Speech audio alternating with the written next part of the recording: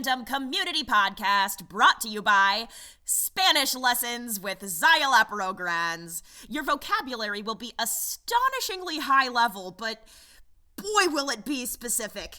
Okay, kids, can you say musculoskeletal system? Oh man, hi everybody. My name is Del, and today I'm joined by Nomi. Goodbye, because the podcast doesn't like me when I say hello. Every time, absolutely not. Not even once. I said goodbye this time as well. Oh, did you? Yeah. Okay, well, there goes our theory from last week. Hey Nomi. Hey. Now that I can actually hear you. Yeah, it's fine. The Discord just doesn't like me. It's okay. I guess not. It's so bizarre. Okay, so I feel like these episodes, we're covering 3 today, but I feel like they were pretty packed. Yeah, they were. And there was a lot of yo-yoing between the two different story arcs that we had. So, yeah. So I'm kind of feeling like we should just dive right into it. Absolutely. Let's do it. Okay. Sweet. In that case, let's take it away. We start with episode 193, Irresistible, Puppet Show of Terror. I just kind of, like, read that like a person for the first time. Like, Irresistible. I'm like, what a funny... What's irresistible about that? I mean, like, I get it, but it's not for everybody. Yeah. Anyway, in episode 193... we re-enter the fray just as Nell, who recently returned to her more powerful adult third Espada form, is Cero dobleing Nnoitra's skinny clown shoe ass, and then we cut away.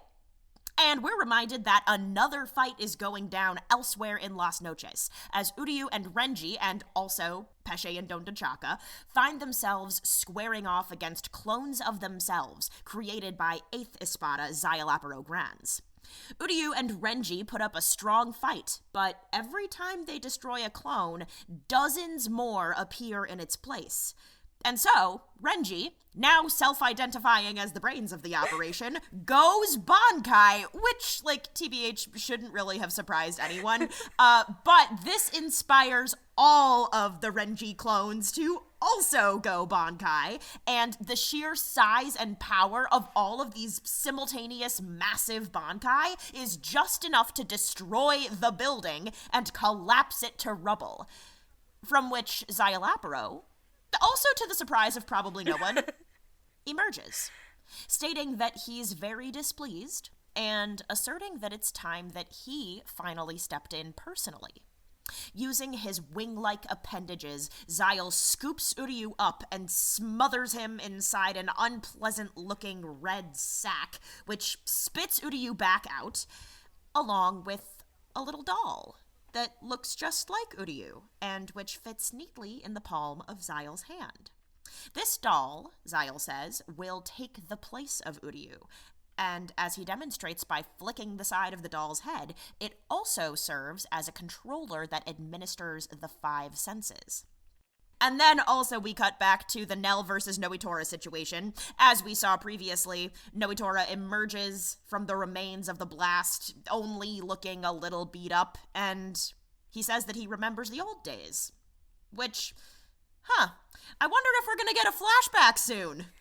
I wonder, but in episode 194, Nelliel's Past, with a name like that, you'd certainly hope.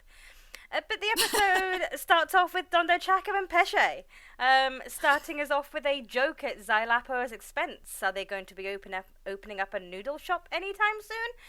Who knows? But we don't see much of them, as the focus, thankfully, is on the skirmish in the desert. It's in a series of flashbacks. It's explained to us how in the past Nnoitra and Nelliel used to spar frequently, with Nell winning every fight.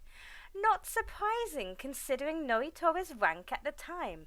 He's 8th Espada, whereas Nell is 3rd. Nnoitra tries to get Nell to fight him until it's over, i.e. one of them is dead.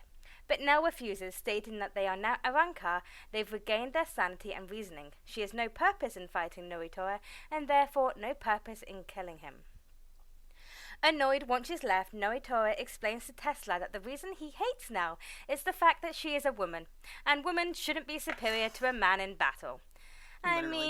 Please. I literally can't. If that's your view in life, then you're not going to get very far, Nnoitra. Another time in the past, Nell is looking for Nnoitra and Pesche because she's hungry. Mood. But Nnoitra accosts her, and an explosion reveals her two fracciones injured and with their masks forcibly removed. In a sneak attack, Nnoitra attacks Nell, slicing her mask and throwing the three of them off the side of Las Noches, where she then turns into a child. However, Nnoitra wasn't alone during all of this. He had help by not an Espada, Xyl. Although Nnoitra doesn't recall them joining forces, he was just merely using Xyl for his device. As the flashback fades, we return to now Espada, Xyl, and Pesche and Nnoitra, who, having remembered the promise they made to themselves to keep Nell safe and away from harm, they start fighting back. Pesche with his infinite slick. Bet you'd forgotten about that power of his, hadn't you? Yeah. With his slick, he grabs the voodoo dolls of Ishida and Renji, and Nnoitra brings Bawa into the fray, who is waiting inside of his stomach? ?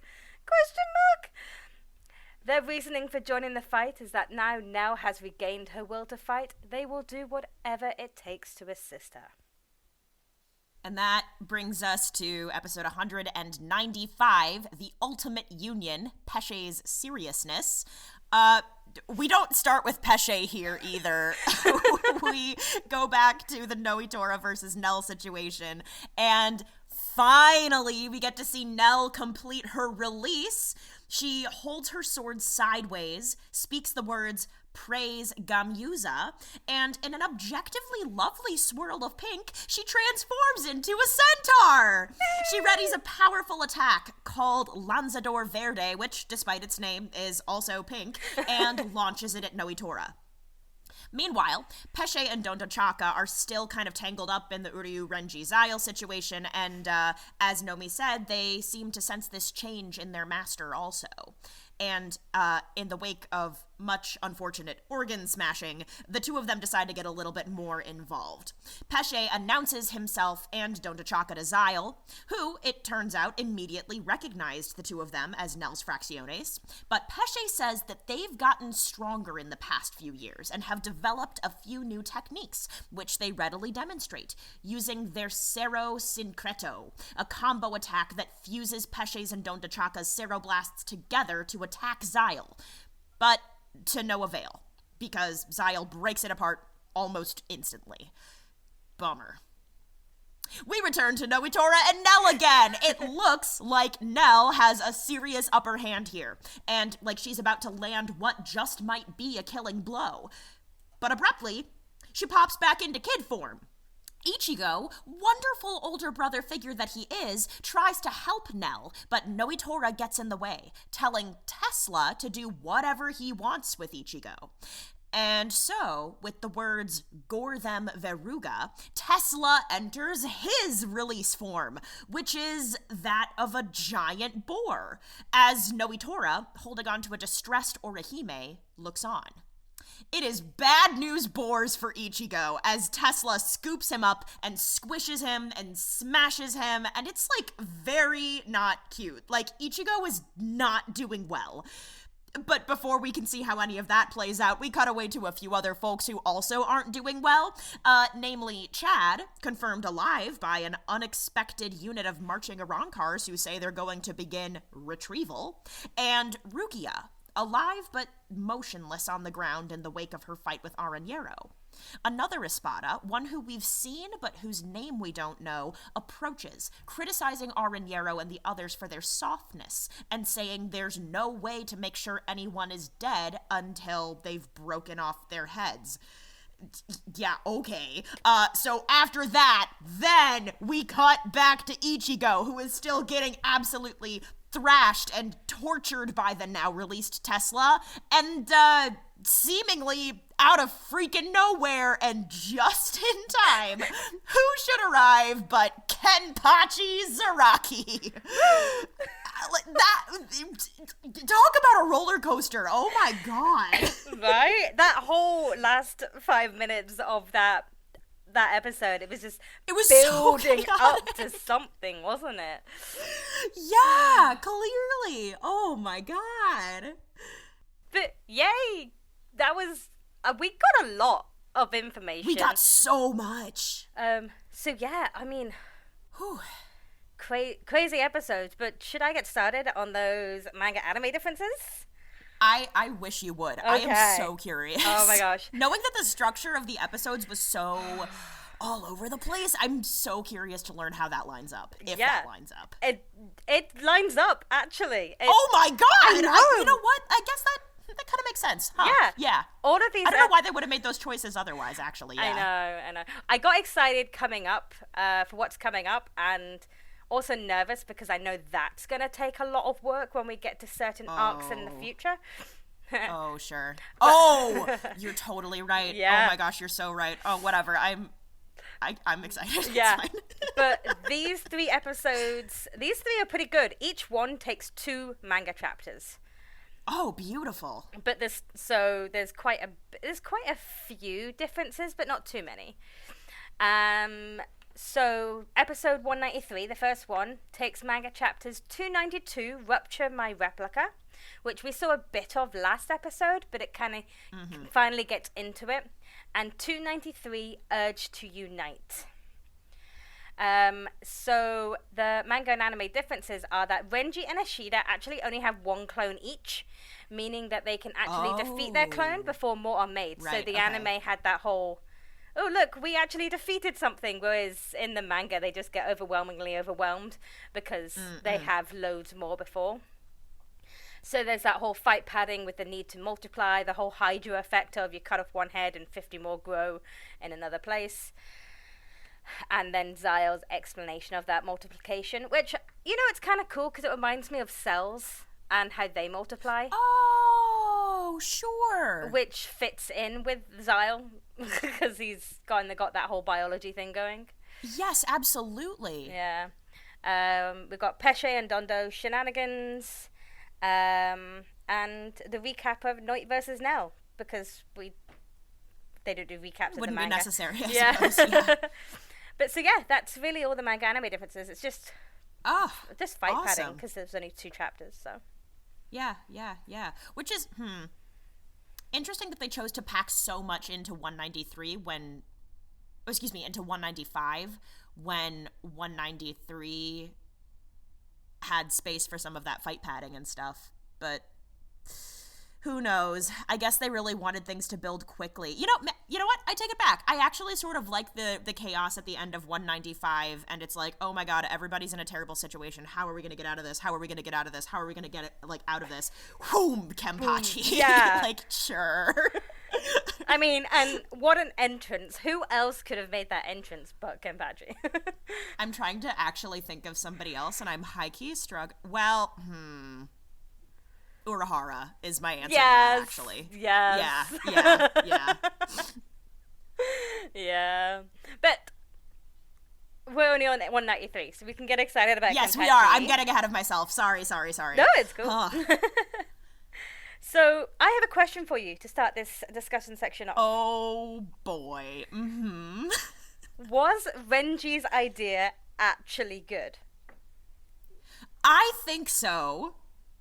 I get the sense that you might not. No, I mean, yes and no.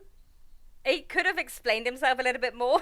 I mean, the shock in everyone's faces was probably, or lack of shock, because it's Renji. It was very true to character. If he'd come up with another idea that maybe was more Ishida-like, then it would have been very out of character. Whereas this, it showcases Renji that, he may be the whole brawn of the operation, but there's some smart tactical thinking in there as well, with a kind of strength aspect to it. Yeah, and the thing that I think I liked the most about it was, as you say, it was very true to character, and it means that Renji knows himself well enough to know that if he goes Bankai and these duplicates see him going Bankai, they are also gonna default to Bankai. So Renji did some quick mental math and was like, oh shit, we can get dozens and dozens of gigantic Bankai up in here.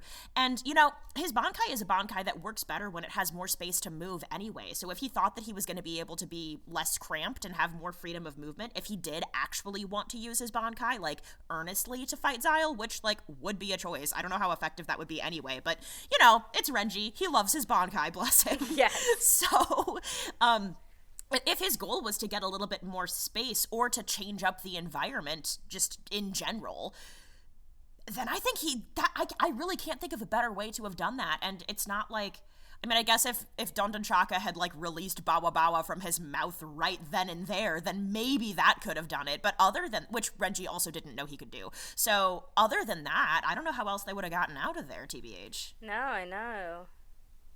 And at least Renji's isn't that big. I mean, there are other Bankais that are bigger. Yeah, yes, there are.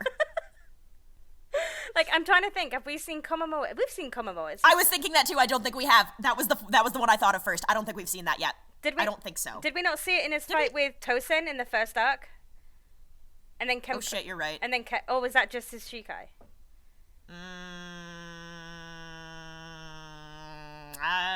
I'm like reading the wiki and I'm like trying to find it. Hang on.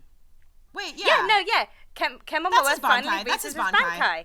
Yeah, to face Kenpachi. Yes, cool. Yeah, no, we have. So yeah, can you imagine thousands of Komamura's Bankais in that tiny little space? I actually really want that. I want that so much. Well, and also Komamura is a captain, whereas Renji is a lieutenant, so presumably the difference in power there is... I mean, I guess I don't really know how Komamura would do against Xyle, and frankly, I imagine if Xyle saw Komamura, he'd be like, I want to study you. I want you. What are you? Yes. Yeah. That's so true. Yeah. Yeah. Xyle wouldn't be fighting to kill, he'd be fighting to keep. Oh, actually... Well, he doesn't seem like he's fighting to kill in general. Like, he actually says that at one point, that he's not interested in dealing extraordinary amounts of damage, and he says something to the effect of wanting to let them keep their lives or something. I don't think he's fighting to kill. That's true. Plus, it's Xyle. He probably has some insane way of keeping people alive even after they're dead. 100%. Yes. 100%. But yeah, I mean, those voodoo dolls, though, those little nesting dolls, and inside's all the little Spanish organs are just lying there. Just, gross. I love it. I just think it's so weird. I mean, his whole thing is battlefield control, effectively, so what a great way to just fuck with your enemies really directly while staying out of the fray. I just love how specifically he has tailored his antagonistic tactics to suit his capabilities. Like, he knows what he's good at, and he creates ways to fight that really highlight what he's good at. It is smart, he is out of the way, and he gets to indulge. I just think it's perfect. I mean, it is kind of gross. I guess objectively it's kind of gross. And, like, I wouldn't want that to happen to me. Like, it doesn't look pleasant. But I love that it's a thing. To be fair, though, it may not look pleasant, but it would be extremely effective in teaching people biology. I suppose that's true. It's like, do you feel this? Yeah, that's your spleen. Now you know. Yeah. Yeah, medical professor Xylapua Grants. Yeah. Oh my god, you know how Uryu's doctor, Uryu's doctor is a dad. No. Uryu's dad, well, actually, we don't know. Maybe his GP is a dad also. I don't know if, can Ryukin ethically treat his own child? Well, then again, when has Ryukin ever cared about ethics in that way? True. Not a useful rabbit hole in this case. Anyway, I wonder if Uryu has, like, picked up bits and pieces from having grown up the son of a doctor, and he's a bit. I just wonder what his reaction to all of this is. Is like, I don't need an anatomy lesson. I also, something that I thought was very silly, was backtracking just a little bit when it comes to the clones. Love that Xyle made aesthetic updates. Love that for him so much. Beautiful. Great choice. Yes. Good choices. I support this. But the bit when Uryu was walking everybody through what the differences are, I'm like, excuse me, do you not think that everybody could see that the eyes are a little bit different and that the polka dots are missing? But, like, the eyes, yeah, have always been that feature, but, like, I would have wanted to go back actually and see if in previous episode if it was noticeable that they were wearing trousers and had no spots on the back. God. Because I didn't notice. Like, it's one of those things that the audience are like, oh wait, I actually didn't notice this. Yeah, because nobody's gonna pay attention to Pesche for, like, I've never heard someone in my whole entire life say my favorite character is Pesche. I've heard Renji, I've heard Uryu, I've heard Xyle. I've never heard Pesche. Pesche and Nnoitra. Who are they? Yeah, you know. Yeah. Oh, man. But yeah, so I don't know. I was ready for, and like I remember this because the screenshot of, or maybe it's a panel as well, of Uryu going like, they all wear pants with that like triumphant fist. Like that's an image that my brother and I send back and forth to each other sometimes as well. So that sticks out in my mind forever. But I didn't remember everything about this episode, and so I was fully still expecting Uryu to go through like, aha, these are some strengths and weaknesses. This is my strategic plan. No, he was just pointing out differences. Yeah. So in a lot of ways, I'm kind of like, Renji was coming up with a tactical game plan, so I think he's learned from spending time with Uryu. And maybe Uryu is learning to be a little bit more straightforward from some of the time he's spent with Renji. Yeah. Yeah, it's like, they're growing and they're learning, and I really like their relationship, actually. They've really come a long way since Renji tried to kill him all those months ago. The fact that happened. And like so earnestly. God, Renji goes on such a journey. He does. He really does. He really does. It just sucks that he becomes such a far less formidable adversary once he's like on the quote quote good guy's side. Yeah. Bless. I would love like justice for Renji. Justice for Renji. Yes. Yeah, Renji, you'll get there, Renji. It's fine. Will he? We don't know. At the very least, maybe he'll get a hug one of these days. Maybe. And like a card that says thank you. I want him to know he's appreciated, I guess what I'm getting at. Yeah, one of these days, Byakuya is going to acknowledge him with a fruit basket. With a fruit basket. And inside is one of those ambassador seaweed chocolates. Oh, yes. Yes. Symbol of recognition from his captain. You just know that Byakuya is the kind of person who grew up being like, oh yes, if somebody experiences something unfortunate, the way to express sympathy is you send them a fruit basket. Or maybe some flowers. The card doesn't have to be handwritten. It's the thought that counts. I'm going to carry on living my life now. Oh, definitely. Yeah. Yeah. But Byakuya is not in these episodes. No, he is not. I guess looking at this, I guess I don't really have too much more to say about 193 specifically, because I think the clone stuff we've seen before and everything else escalates in later episodes. Yeah, no, I'm the same. Yeah. Yeah, cool. So I figure I actually feel pretty comfy if we just skip ahead to 194 at this point. If we need to go back for any reason, I'm sure it's just going to be impacted by stuff we talk about later anyway. Exactly, yeah. So, yeah, I'll go on to manga chapters and anime differences. So, 194 takes from chapters 294, which is, if you call me a beast, I'll kill you like a tempest. Whoa! What an epic title! Right? Oh, I love that! And 295, The Last Mission. Oh. So, Ouch. yeah. The differences we've got the extended Pesche and Dondo scene at the start with the whole udon joke. Okay. The udon joke was a omaki at the end of a chapter, but they expanded on it and gave them a whole 5-minute content. Deeply on brand. Ugh. Yep. Nnoitra's masochistic, I don't even know how to pronounce an English word, that word, saying of being superior to a male in battlefield as his reason for not liking Nell. In the manga, it's actually defeating a man in battle. So he doesn't like Nell for defeating a man in battle.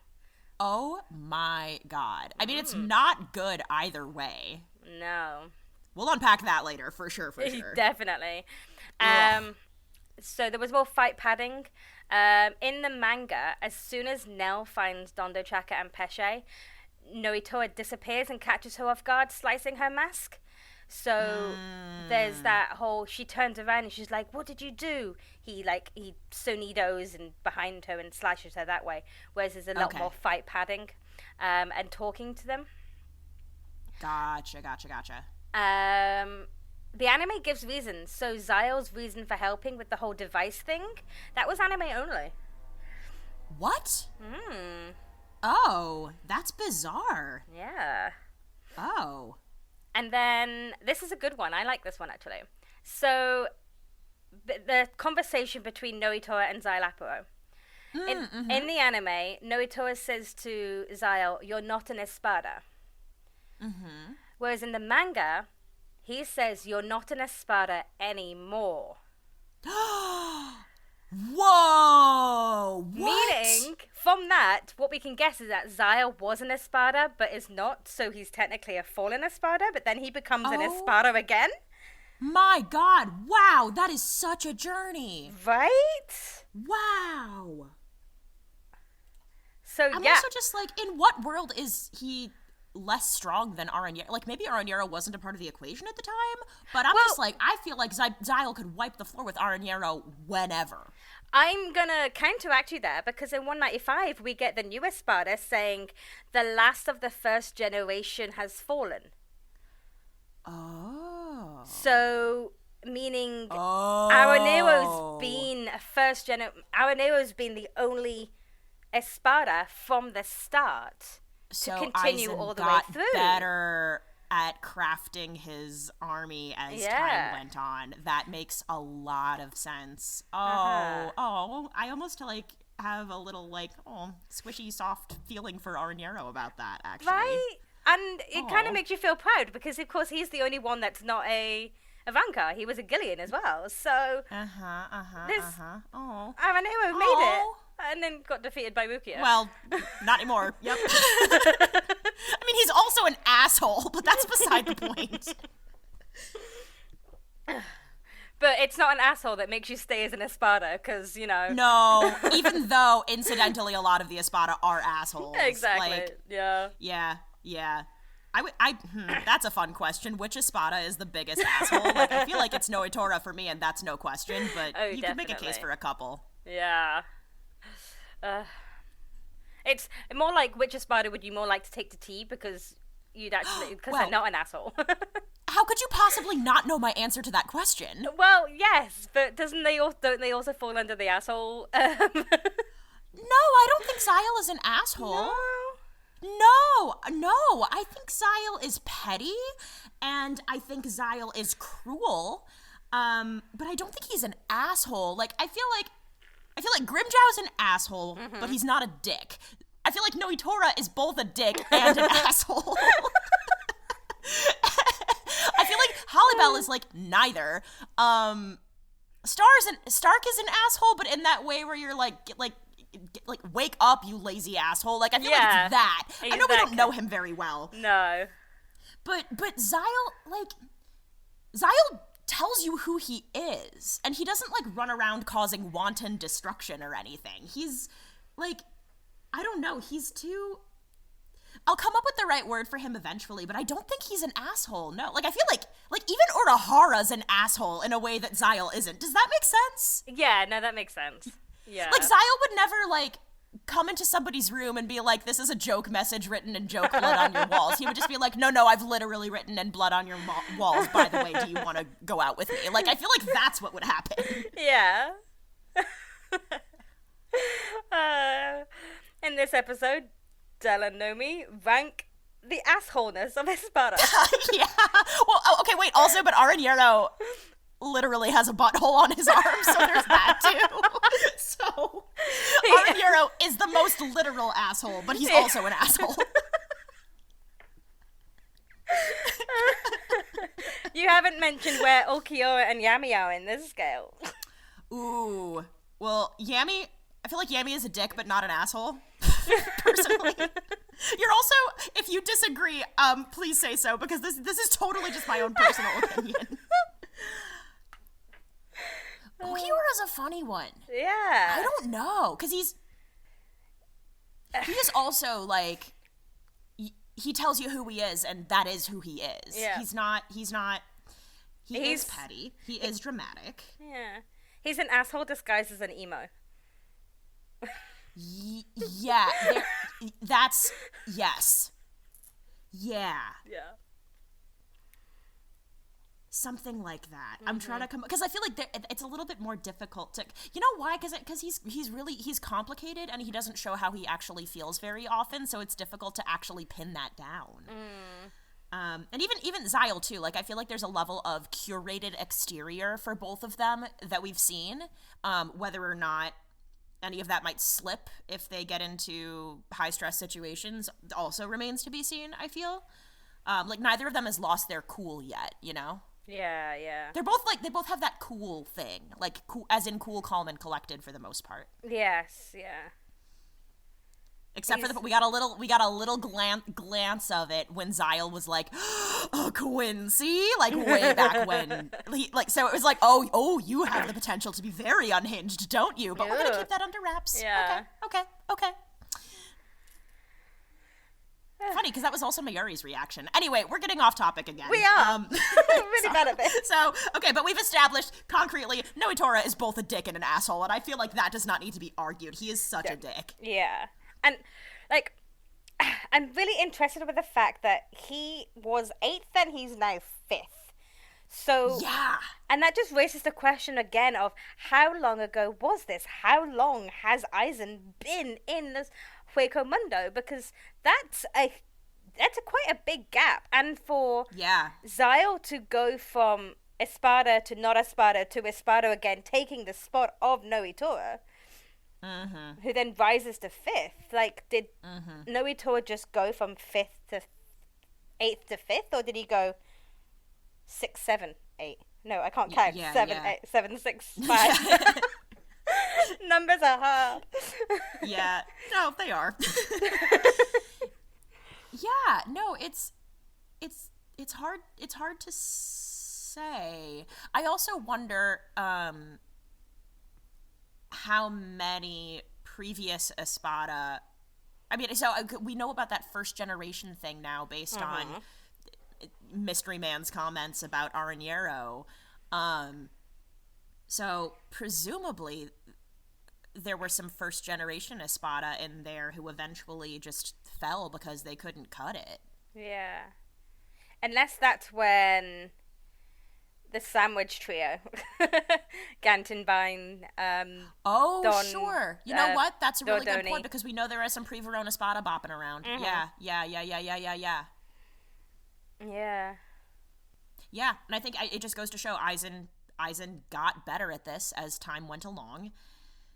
And now we're here, and we've got presumably 10 very powerful, and now that Aranyero's dead, like fully fledged Arankars. Yeah. Leading the charge for Aizen, I guess. Ugh. Yeah, for sure. Ugh.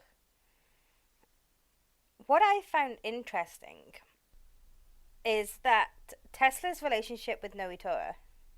Ooh, okay. Say more about that. In the anime, in the flashbacks, he refers to Nell as Master Nell, but he doesn't use an honorific for Nnoitra. So for Nell, it's Nell Sama, but for Nnoitra, it's just Nnoitra. But I'm pretty sure in these new ones, he used Master Nnoitra. Oh, I did not. Weirdly, for once, I was not paying attention to honorifics at all. Yeah. Huh. So is that saying that Tesla's not his fraccione at this point? I just wondered if it was because Tesla was a polite speaker in general, and so he defaults to honorifics, and I wonder if Nnoitra, being so, like, rough and tumble and casual, was like, fuck that, just call me by my name or something. Yeah. But Nnoitra also strikes me as the type of person to exert that status. He'd want to be higher than people. Yeah, true. Yeah, that's weird. That is weird. Yeah. Of course, I couldn't refer to it to the manga because the manga English translations drop all honorifics and use first names for everybody. Yeah. So I can never get like true representations of how people refer to each other using manga. Yeah. No, of course. Huh. So yeah, that's curious. Yeah. I don't know why. Yeah, I guess. There's really, I'm thinking about it, but there's not really, or well, I don't want to be presumptuous, but I don't think there's actually loads and loads to unpack about Nnoitora's like misogynistic bullshit. It's just revealed that he holds on to misogynistic bullshit. Yes. Like this whole I can't stand being defeated by a woman, I can't stand a female being my superior on the battlefield either way. Yeah. So it makes me interested to know, because, well, we don't know Halibel's number. No, we do not. But it makes me interested to see what his relationship with Halibel is. If Halibel is lower and the only number she could be is 10? Or... Yeah. 7. Yes, correct. 10 or 7. So, in which case he may be fine with Halibel. But then there's, like, also numbers higher than Nnoitra that we haven't established yet either. Yep. So it'll be interesting to see. She could, given what we know and what we don't know, she could literally be number 1. She could be. Yeah. Like, good 3, for 2, her. 1 are all still on the table right now. Yeah, 3, 2, 1, 7, and 10. Yep. So yeah, I mean, but it's weird. If Halibel was 10, I think we might have met her already because that's quite a low number and dispensable. I suppose. But then again, we haven't seen 10. Whoever exactly. 10 is. I was gonna say, as it is, we don't know who that is. Yeah. So it's weird that we haven't met 10. Right. It is. I mean, it's weird that we haven't met. Yeah. It's weird that we haven't met 10. That's true. I think keeping 3, 2, 1 a secret makes sense at this point because it's like, ooh, who's the strongest gonna be? And I actually, thinking about it, I love the teaser that we got with the Ulquiorra reveal because I imagine like lots of viewers probably shared Ichigo's suspicion, which is, oh my god, you are so powerful and people listen to you and you've been charged with this really specific care of Orihime. You seem like you could be the leader. And then Ulquiorra's like, nah, bitch. Like, no. Yeah. Even though he is super which is another thing to keep in mind, by the way. There are 3 Espada who, based on rank, can fuck shit up worse than Ulquiorra can. That is so scary. That is really scary. Oh my gosh. Ugh, I know. But, I mean, Ulquiorra is in some kind of dimension somewhere thanks to Grimjaw, so... Well, for another couple hours, yes. That's true. God.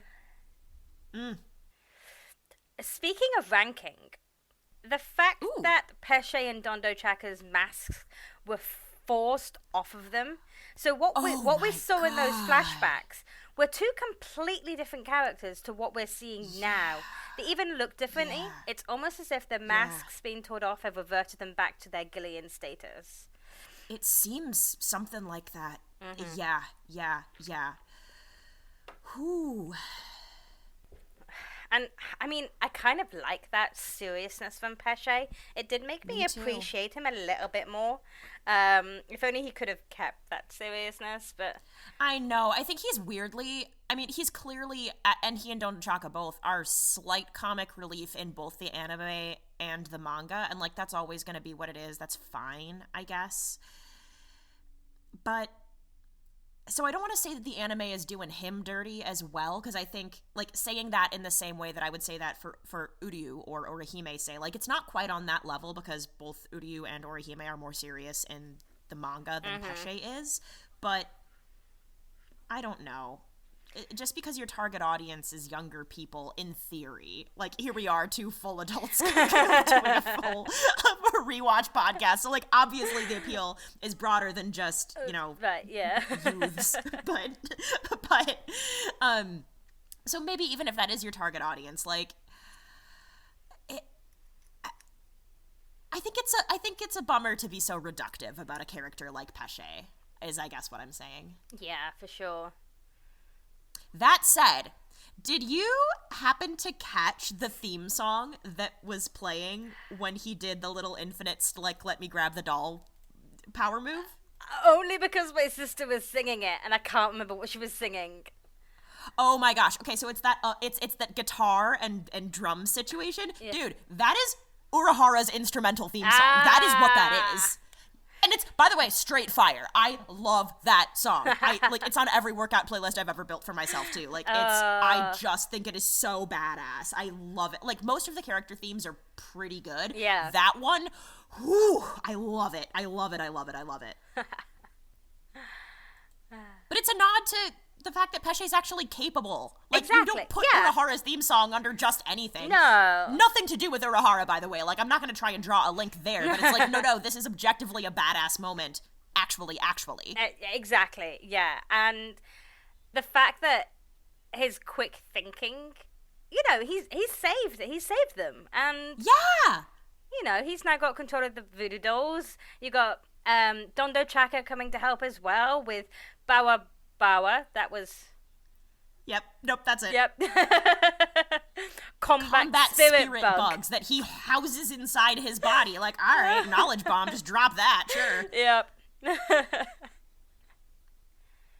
yeah, that's really all I had. Well, at the end of this episode, we did have Nelliel's release. Like, we started to see the release at the end of this episode with the whole praise. Yeah.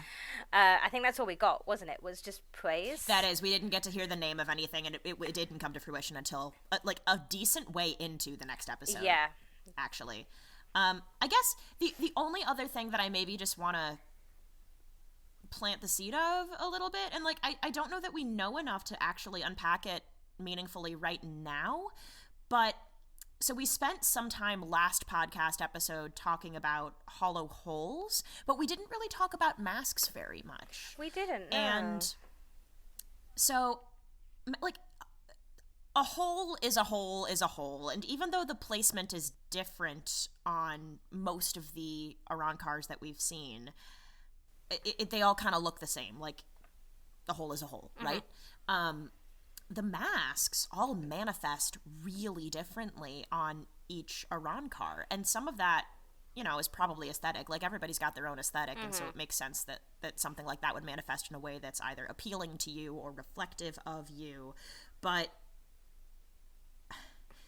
like, that is the hallmark. Like, the hole in the mask are, like, the two big hallmarks of any hollow. Yeah.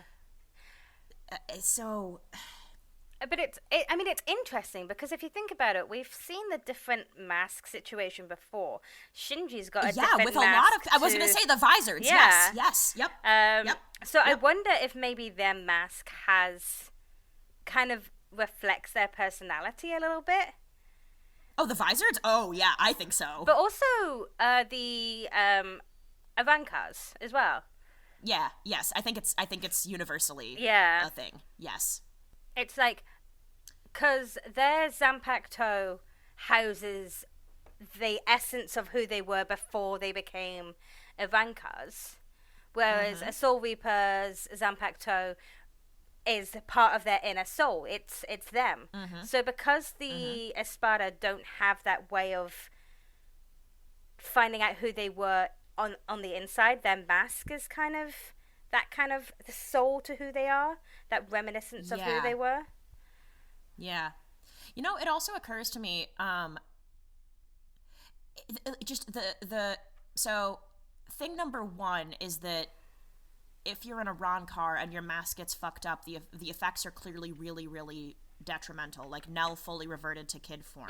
Pesche and Nnoitra reverted to different forms that we suspect may not have been even, like, full Rankar anymore, when Nnoitra pried them off forcibly. But if you think about the Espada that we've seen, a lot of them tend to have either, like, smaller masks or like subtle masks that blend in with the rest of their physical makeup. Like, if you think about, like, Grimmjow just has the little, like, the jaw on the side, and then the rest of his face is just his face. Zyle's are literally glasses. Like, it's subtle. And then, but at the same time, so the masks are on constantly, and they have this retained sense of, like, personhood and, I was going to say eloquent speech, and then I thought about Grimmjow, and I was like, yeah, all right, fine. But, like, self-expression that is moderated on purpose. Yeah. But then compare that to what we've seen from the Vizards, for example. Like, that is a whole, like,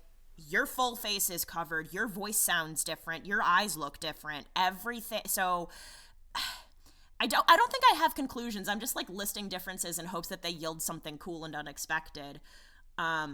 But I guess what I'm saying, maybe, I don't know, I'm kind of, like, forming this as I'm speaking, but as an Arrancar, if you lose your mask, the consequences are far more severe because it is so integral to your whole entire makeup. Because, like, we've seen even Ichigo, that mask shatters, and Ichigo is, like, I mean, not fine, because it usually happens after he's maxed himself out, but, I mean, I feel like presumably if we saw anybody who was, like, Shinigami first and then came into hollow energy somehow, if that mask gets shattered, that's not a massive deal, but at the same time, having, like, a broken Zanpakuto, like, that's not cool. And then it's the opposite, I think, maybe, probably, if you're an Arrancar? Yeah, I think if an Arrancar Zanpakuto broke, they could probably still, because we hear it back in Grimmjow's flashback when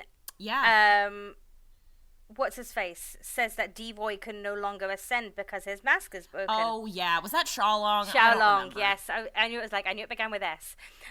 Yeah. So yeah, if an Espada's Zanpakuto is broken, they can still continue. It's if their mask is broken, that's where their main essence is. Yes. Yeah. So there's something about a Hollow's mask that is tied to essence, and then I sort of wonder, like, to what extent one's mask is tied to essence if one was a Shinigami first. Yeah. Because I don't think they could possibly be completely separate. Like, that doesn't make any sense, you know? No. It's a shame we don't know anyone who was a Shinigami first and then a Hollow. Well, I mean, I'm thinking of Ichigo as well. I know. Like, does it have red on it? Because being a Soul Reaper was so integral to who he became once he started having significant combat powers? I mean, I don't know. Yeah. I don't know. I also feel like Ichigo's hollow mask is very much like, this is just a mask, and it's kind of colorful. I don't know. The design of his mask is, like, fine. Yeah, I mean, it's got... Maybe some people think it's dope as hell, but I like some others more. Yeah. It's got the red on it from, his red spirit ribbon, and it's got the black on it, which is his Shihakuso. So it is taking his essence.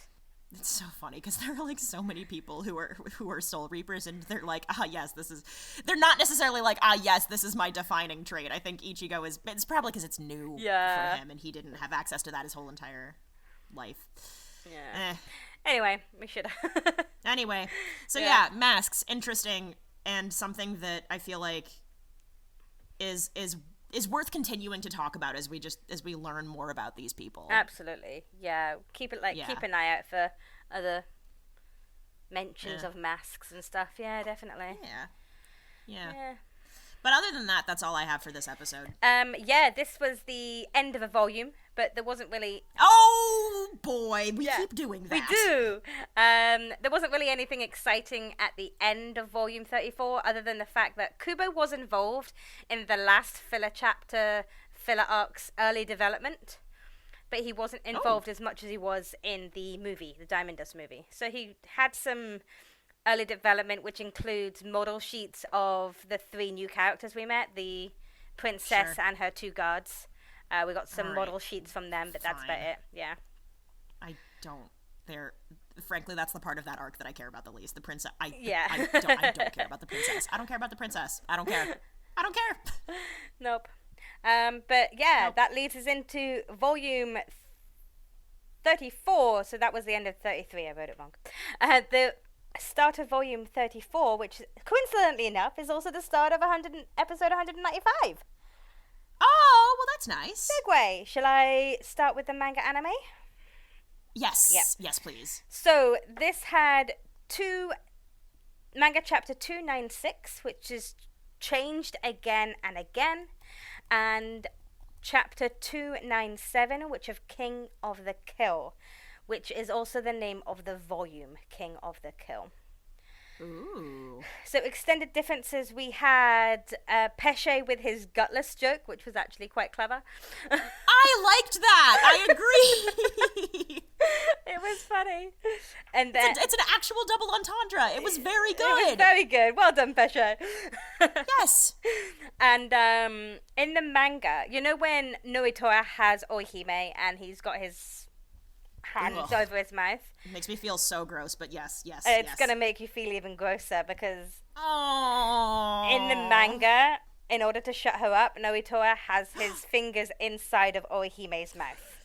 Oh my god, he is so gross. Mm-hmm. Yeah. Ugh. She should bite him. She should. I hate that. Yeah. But that was it. Oh. Yeah. And I mean fight padding, but yeah, that was this one was Sure. pretty loyal. But yeah, another two chapters. Oh. Yeah. Wow. I think I reacted so strongly to the Nnoitra thing because it is so, that is so correct. That is so true to his character. Mm-hmm. And it's really gross. You get the sense that he's one of those people who just feels like women are there for him to use and do as he likes with, and that's it. Yeah.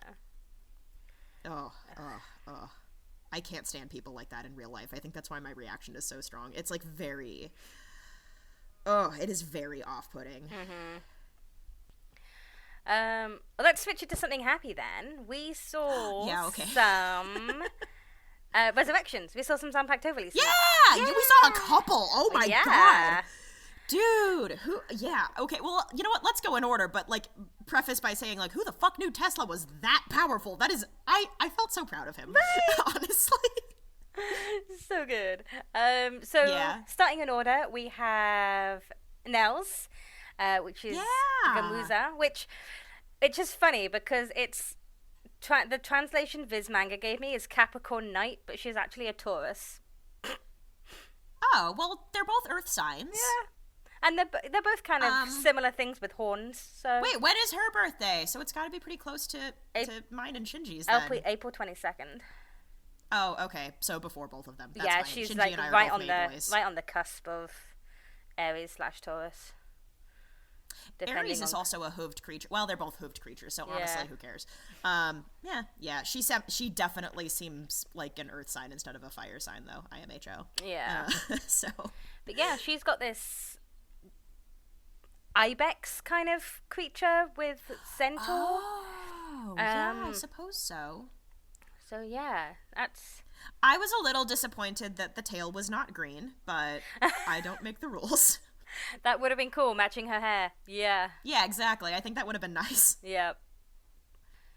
And then we had Armored Tusk Warrior from Tesla, Veruga, which sounds as amazing as it looks. Oh, it's so badass. It's so badass. Yeah. Demon Slayer wishes. No, they don't. But Tesla walked so Demon Slayer could run. Yeah. I also don't think that's true. Well, maybe, honestly, actually, I take it back. I think I do. I think Bleach was a really important and formative shonen manga without which several currently airing shonen anime and currently releasing shonen manga wouldn't be where they are. But that's not even a spicy take. It's not. Yeah, that's the thing. I mean, they're not the big three because they're the most popular. They're the big three because they're the ones that brought manga to Western culture. Yeah. So, Bleach definitely has an impact in all the other... Bleach, Naruto, One Piece, they've all got that. 100%. Dragon Ball Z is the granddad, these guys are the dads, and then everything else are the wee little babies. So many babies. Yeah. Oh, gosh. Spawn. Manga Spawn. Manga Spawn. Manga Spawn. But yeah, so much. You have to admit, though, Zile's face when Pesche is revealing his Zanpakuto. Oh my god. Yeah. Oh jeez. Yeah. Yes. Right. But Pesche then looking back to Ishida and goes, doesn't it look familiar? Like the whole link between the fact that his almost looks the same as Shelley Schneider. Yeah.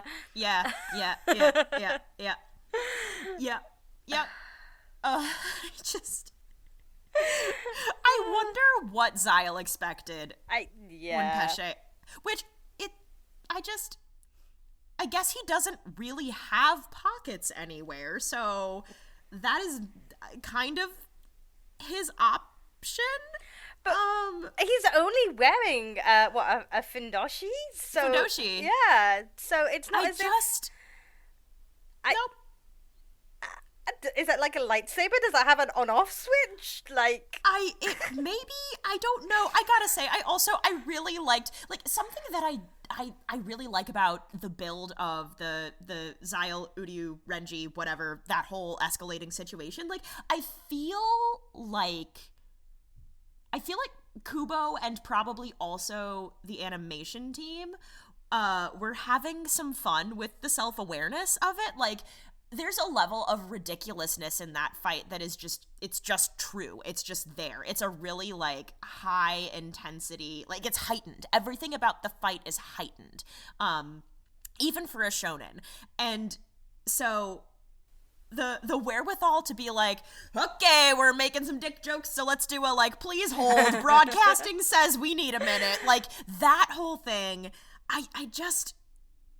It really, really works. And, you know what? It's a great example of something that I called out a million years ago about, why I like Bleach. This was early days of the podcast. Mm-hmm. But that balance of, on the one hand, Zyle is literally crushing people's internal organs and they are writhing in pain on the ground. On the other hand, you have this. Yeah. And both of those things actually belong there. So that balance of intensity and levity, I think, is showcased so brilliantly in this Zyle fight, actually. In a couple other places too, but this is one of those fights that really does have a strong... I don't think it's because Pesche and Donachaka are there and they're comic relief-ish characters, but they do allow space for commentary, in the same way that fools in classic plays do, kind of. Mm-hmm. Even if their commentary isn't particularly funny, other people are allowed to engage with it and reflect because they're there. They enable that kind of reflection. So you do get a really cool balance in what would otherwise be a half hour of straight sadism, basically. Yeah, and no, I totally agree with you that it was a good time. There's been some bad times where they've filled it in with comedy, but this was a really good time, and they really hit the balance. And I mean, it was the same in the manga. So they were bringing this is Kubo's humor. We're not seeing. It's when the anime tends to inject their own humor that makes it less so. Yeah. Whereas this whole pulling out the sword and the humor little jokes, that's Kubo's work. And even with the extended gutless joke, the anime may have added that, but it was derived from, and it just kept the momentum of the comedy going, and it really worked. Yeah. Another example of Kubo showing how much he likes wordplay, by the way. Yes. Yeah. Yeah. I like the stupid little Pesche tutorial thing that's like, hey, this is why this was funny. Like, I mean, stupid, but like weirdly not out of place. No. I think it's cool that they developed a technique together. Like their loyalty to Nell and the drive that comes out of that is actually very cool. Definitely. I mean, it's a shame like it didn't work. Because Zile's like, I knew who you were from the start. I've been keeping an eye on you. I kind of thought you might do something like this. But, like, also, like, of course. Like, fucking of course. Yeah. Also, I mean, I know that Ichigo hasn't had a chance to recover from his various previous encounters at this point, but, like, oh, boy. So I wonder if it goes to show... I guess it's interesting to think about the power of fracciones is I guess what I'm getting at, because Nell, as a former number 3, has these two fracciones who I feel like their power level is kind of unclear. And then, because they certainly are trying and they certainly can do stuff, but at the same time, Zyle bats it away like it's nothing. But then you have Tesla, who has his whole own release form. By the way, I don't know that we've seen a fraction with a release form yet, actually, up to now, have we? Yes. Yeah, have we? Xiaolong, Devoy. Oh, fuck. Sorry, you're so right. Oh, I just blocked them from my memory. Yes. That was awful. Yeah. You're right. Well, maybe it's because Tesla's is scarier. Yeah. I think that's why. Oops, my bad. But if you think about the major difference between Tesla and Nnoitra and Pesche, is that Nnoitra and Pesche have had their masks removed. So had they still had their masks and had they still been Espada, how powerful would they have been? Would they have at least made a little dent in Zyle? Would they have been able to give Zyle a pretty good fight? Like, we... probably would have seen their releases. I imagine so. Like, Zyle is only number 8. Yeah. I mean, no shade. He's powerful, but he's still only number 8. And the only reason why Zyle managed to overcome them before is because he had some kind of device that did it for him. Right. Which, once again, he's playing into his specialties. Yeah. He's not a confrontational fighter, and he knows that, but yes, true. So, yeah, but it's funny, because if you think about the releases of Grimmjow's fracciones, Grimmjow is number 6, and Ichigo was able to defeat Grimmjow. And his fracciones were a challenge, but they didn't, Rukia got fucked up, but I think Kubo just likes doing that. Honestly. Like, the fact that Rukia defeated Araniero on her own, but also one of I don't remember which fraction she was facing, actually. She was Devoy. She defeated Devoy. It was Devoy? Okay, because she got fucked up real early on in that fight. No, she defeated Devoy. It was Grimmjow who fucked her up. Oh, fuck, I'm sorry. Yeah. I can't... Sorry. No, it's cool. I was like, yeah, it's, No, you're right. Yeah. So I guess what I'm getting at is, how big is the distance between number 6 and number 5 in this case? Because 6 universally has been, pretty scary and pretty intense, and then number 5 is oh, fuck, and from both, Espada and Fraction. I think as well, what caused them a little bit more difference is that neither of them were battling on home ground. So that's a good point. That's a really good point. They had to wait for their Gente Kaijo releases to be able to fight at full strength, whereas before they weren't fighting apart from Ikaku. Ikaku didn't have a... Yes. Ikaku, don't tell anyone. Yeah. God, I miss him. Aww. Well, speaking of the 11th division. Yeah! Oh, man. I'm half expecting to Oh see my your god, Chuo the pop 11th up division there. is so extra. Maybe that's the uniting trait of the 11th division. Maybe it's just that, I mean, like, yes, you all love fighting, but I think everybody's just extra. I think that's what it is. That's how you get in. You have to be extra. Yeah. You have to be extra, yeah. It doesn't matter if you win or lose as long as you're extra. Nope. Yep. It's vibes only. 11th division, vibes only. Yeah, but there's no conclusion there. So No. Kenpachi's here. Presumably he's here to fight, because why else would he be here? Right? And I'm kind of excited for this fight because I am too. we haven't seen Nnoitra's release yet. No, we have not. I also like watching Nnoitra fight. Like, I hate him as he's an awful person. He is a shitty person.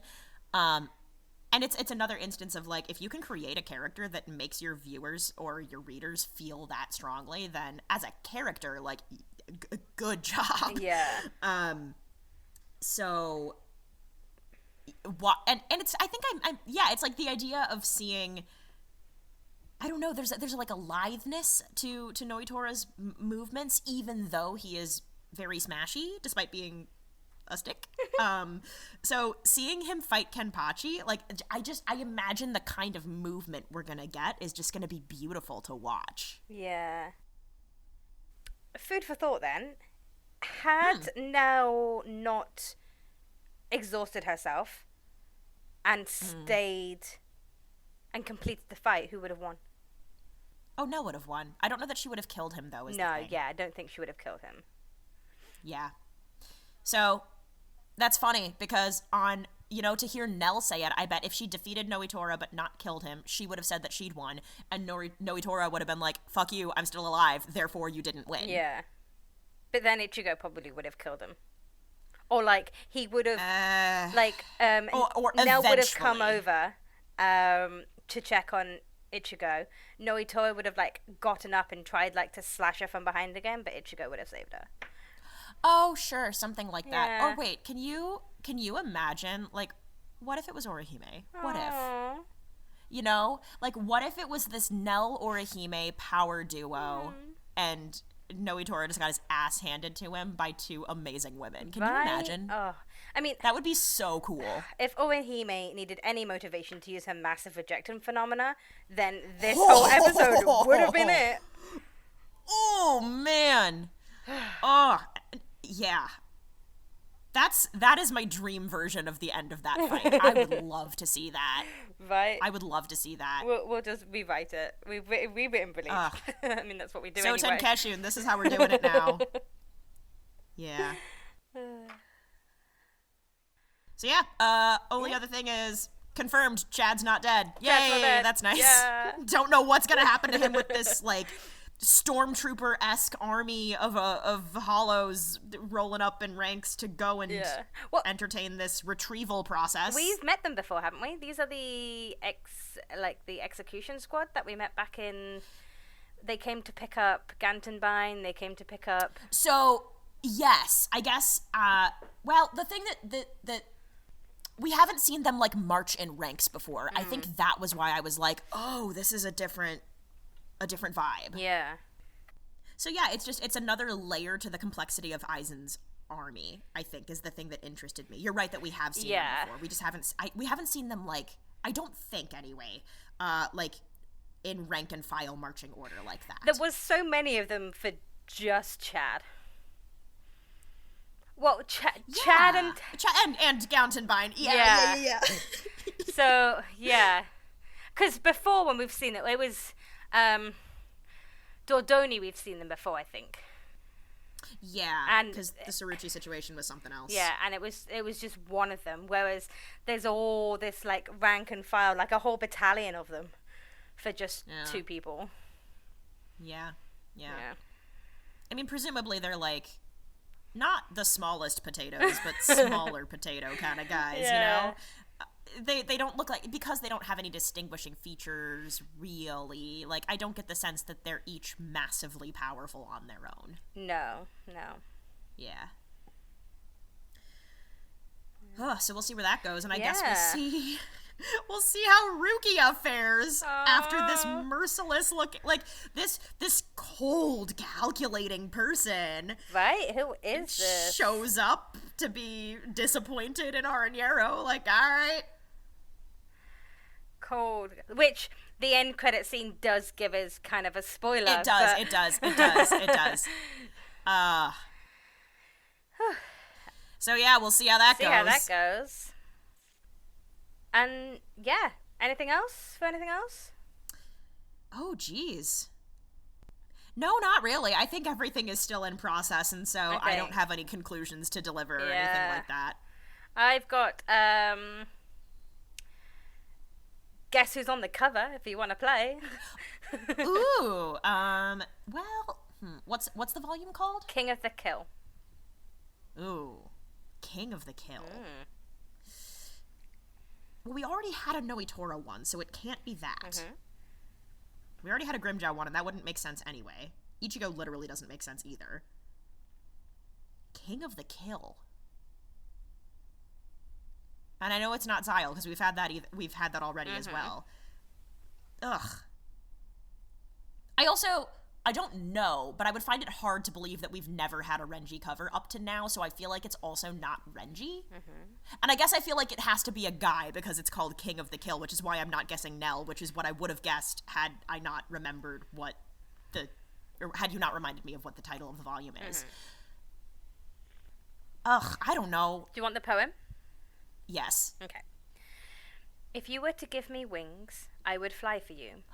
Even if this entire land were to sink underwater. If you were to give me a sword, I would stand up and fight for you. Even if this entire sky were to pierce you with its light. Oh, that's so beautiful. Fuck.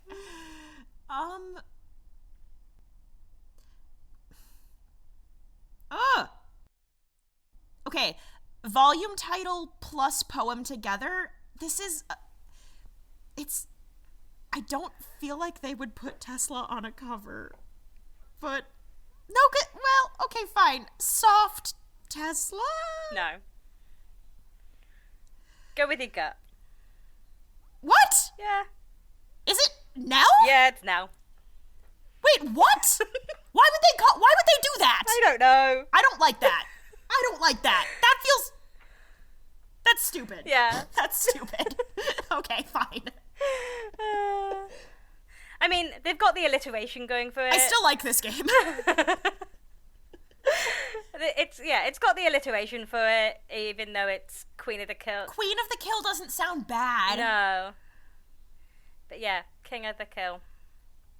Fine. Well, I guess she doesn't really kill, though. That's not really her thing. Yeah. So unless it is referring to Nnoitra, and they just... It might be.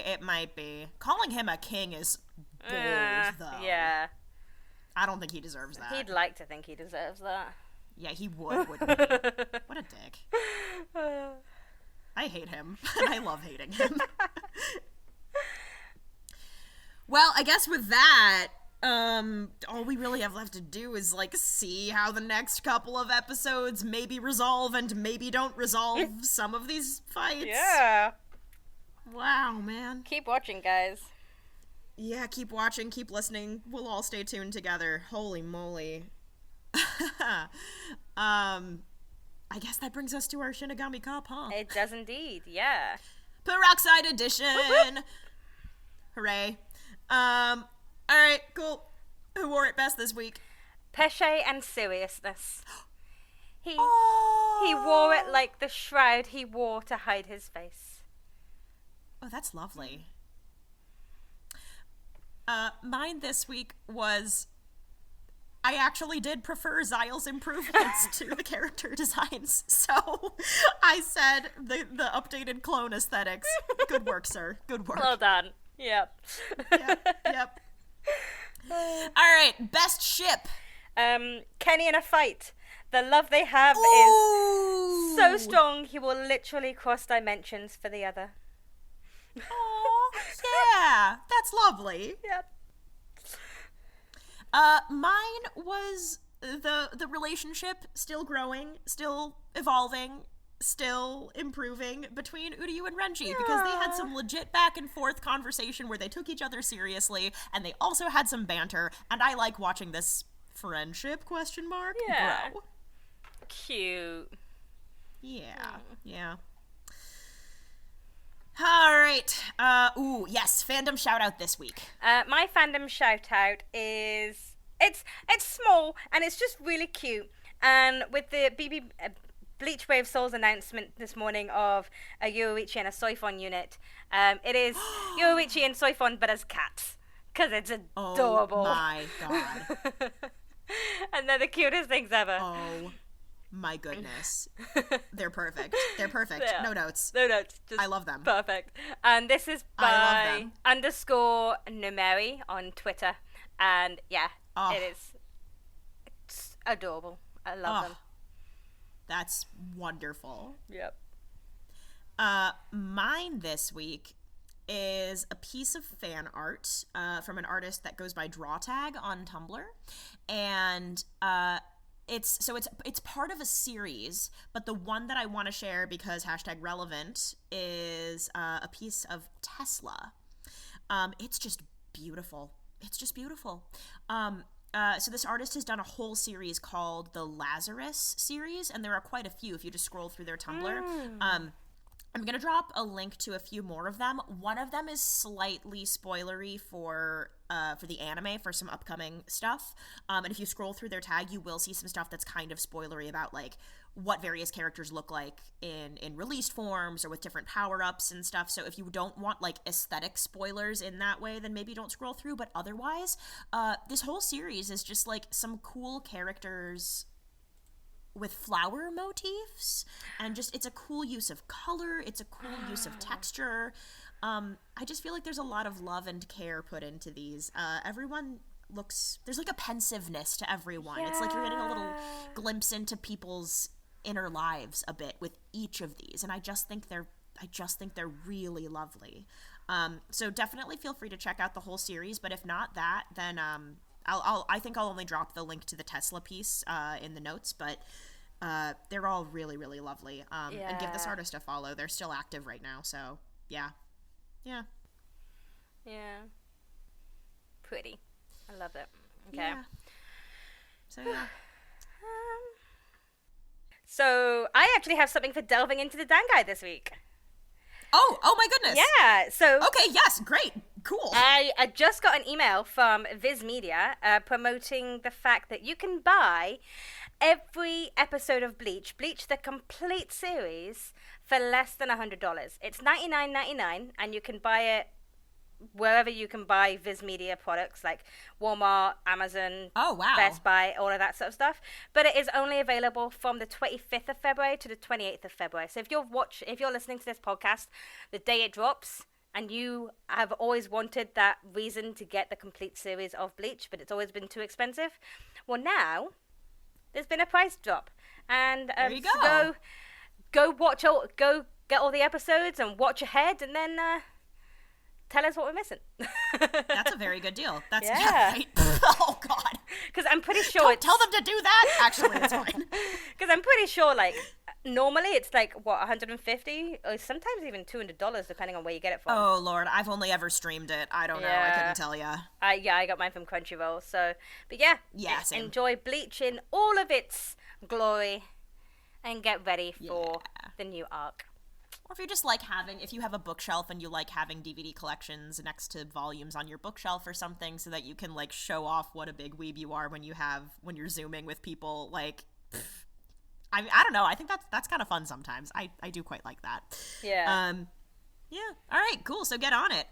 This episode's going to be dropping. So if you're listening the day it drops, it'll be Sunday. So I guess you've got today and presumably tomorrow, depending on time zone finickiness.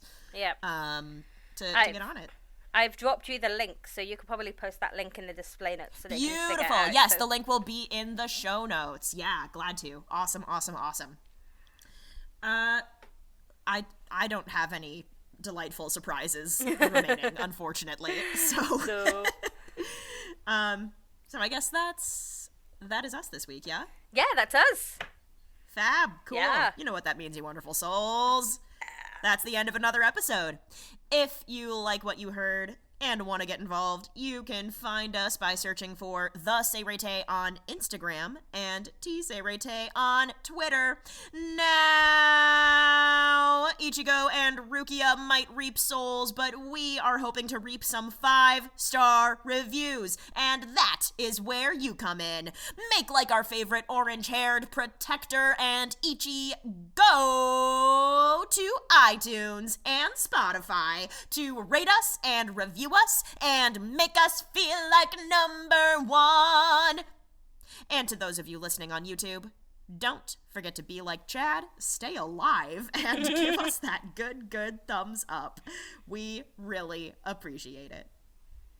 On the next episode of the podcast, we'll be covering anime episodes 196, Joining the Battle, the strongest Shinigami army appears, and 197, Byakuya's Bankai, the quiet anger. We'll see you souls then. Yeah, I know, right? Oh, man, I'm excited. But we'll get to that next time. Bye! Bye!